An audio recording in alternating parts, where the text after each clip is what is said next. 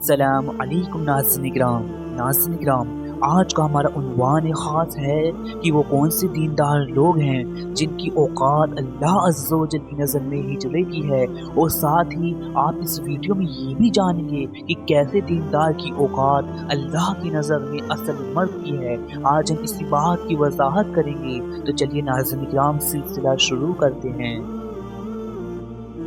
تو دیکھیے میرے عزیزان محترم، ہر دیندار، عبادت گزار، نماز روزے کرنے والا انسان اپنے مقصد عبادت کے لحاظ سے اللہ عز و جل کی نظر میں تین حیثیتوں میں سے ایک حیثیت رکھتا ہے۔ یا تو وہ اللہ کی نظر میں اصل مرد ہوگا، یا وہ اللہ عز و جل کی نظر میں جنانہ ہوگا،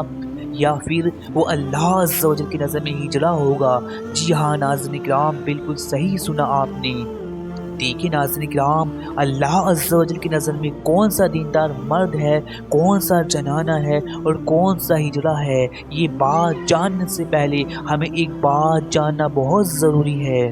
جی ہاں ناظرین کرام، پہلے یہ بات جاننا بہت ضروری ہے کہ یہاں اللہ عز و جل کی نظر میں کسی دیندار کا مرد ہونا یا جنانہ ہونا جنسی و حیاتیاتی طور پر نہیں ہے، یعنی بایولوجیکلی و سیکسولی میننگ میں نہیں ہے، بلکہ یہ لفظ مرد و لفظ عورت کے اوصاف و صفت کے معنوں میں ہے۔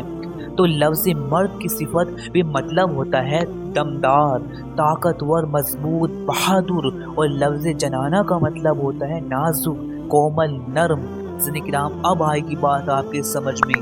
حدیث قدسی میں ہے کہ طالب الدنیا مخنث، یعنی ایسا انسان جس کے دل میں فقط دنیا کی محبت بھری ہوئی ہے، دنیا کی رنگینیاں اس کے دل میں اتر گئی ہیں، اب بھلا وہ روزہ نمازی کیوں نہ ہو، اور جنسی و حیاتی اعتبار سے یعنی بایولوجیکلی سیکسولی اعتبار سے کسی بھی جینڈر سے تعلق رکھتا ہو، یعنی مرد ہو یا عورت ہو، لیکن اس کی اوقات، اس کی حیثیت اللہ عز و جل کی نظر میں صرف ایک ہجڑے کی ہے۔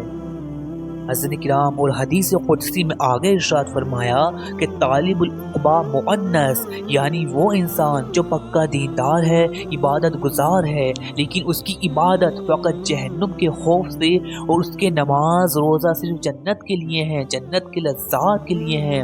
اب چاہے وہ بایولوجیکلی سیکسولی مرد ہی کیوں نہ ہو، لیکن اس کی اوقات، اس کی حیثیت اللہ عز و جل کی نظر میں ایک جنانے کی طرح ہے، یعنی کمزور، نازک، اور سلطان باہو سروری قادری بھی فرماتے ہیں کہ نفل نمازہ کام جنانا، یعنی یہ اضافی عبادات جو جنت کی حرص میں ہوتی ہیں وہ جنانوں کی طرح ہیں۔